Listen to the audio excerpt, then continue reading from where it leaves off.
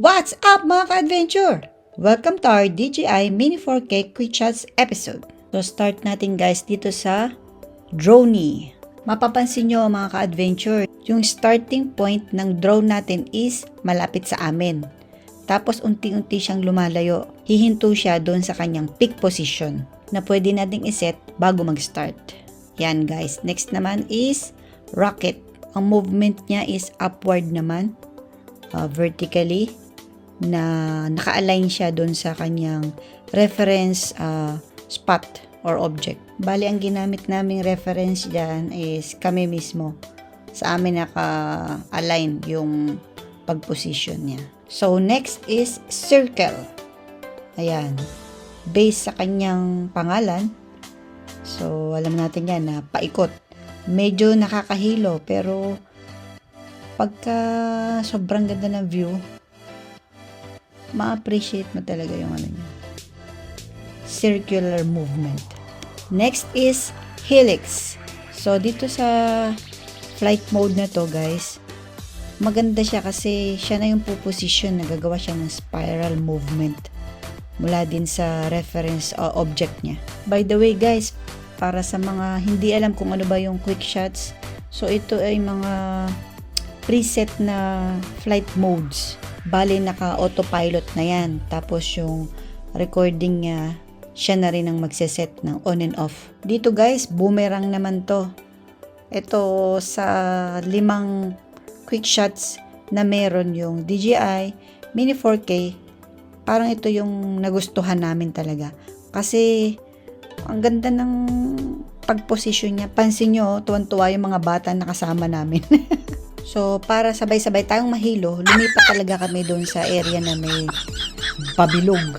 Dito makikita natin guys na sinet namin sa mas malayo yung peak position niya.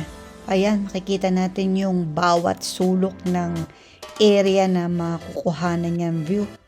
Grabe, ang ganda.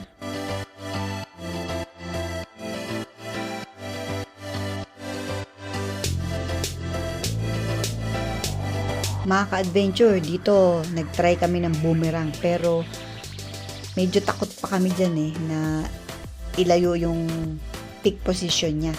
Kaya hindi masyadong malayo yung nakuhanan niyang view. Pero okay pa din.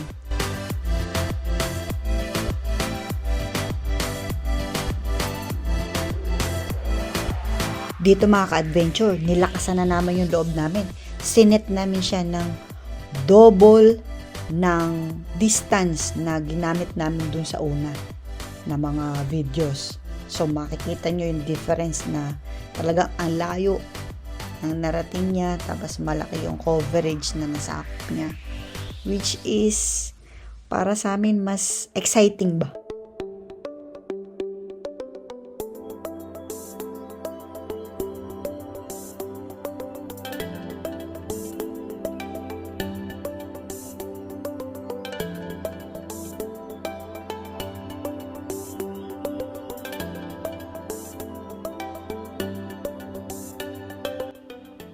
Dito mga ka-adventure, nag-try kami uli ng drone.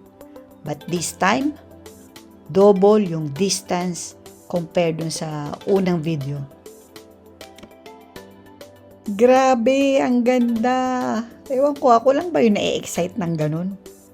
Basta sa akin kasi, sobrang na-appreciate ko yung view.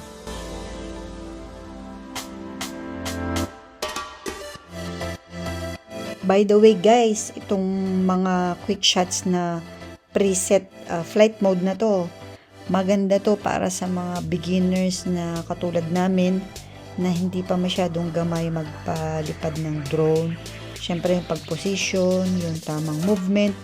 So, yung paggamit nito, mas makakapag-record tayo ng magandang views ng professional ba yung itsura. Welcome to Valletta, Malta.